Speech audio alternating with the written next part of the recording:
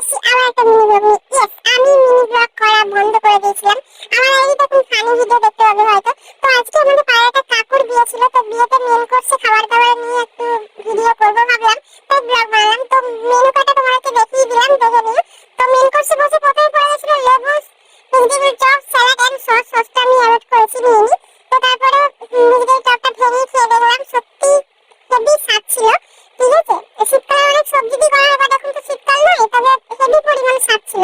তো তারপর ওখানে মেনু কার্ডে ছিল রাধা বল্লভী, বাট আমি ওটাকে ভেঙে খেতে দেখলাম প্রচুর পরিমাণ পুর, মানে ঠাসা পুর দিয়ে একটা কড়াইশুঁটি কচুরি বলতে হবে। প্রথম চানা মশলা দিয়ে খেয়ে ভালো লাগলো, তারপর একটু পেঁয়াজ দিয়ে খেয়ে দেখলাম, সেই লেভেলে টেস্ট লাগলো।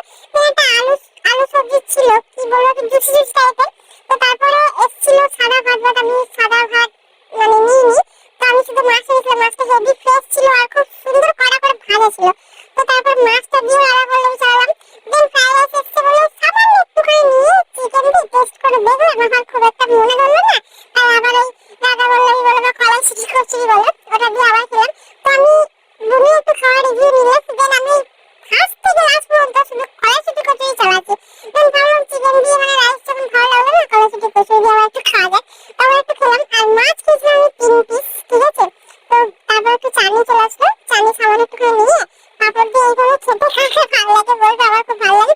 দেন চলে আসছে কালো কালো কালো কালো মানে কালো কালো জাম, খার কালো কালো, এই দুটো আমি জানি না, মানে খার জাম জানি না। দেন চলে আসলো সরসদা সরসদা সরসদা মিষ্টি। তারপর মিষ্টি খাচ্ছি, আমার মন তো শসা খাচ্ছে। খাওয়া দাওয়া করে চলে আসলাম এখানে, অর্কেস্ট্রা হচ্ছে, অনেক দর্শক দেখছে, বাট আমার দাঁড়ানোর সময় নেই। তোমার মধ্যে সত্যি একটু খারাপ, তাই বাড়ি চলে যাবো। তো tata, bye bye, like comment subscribe করে দিও। বোন বাড়ি চ।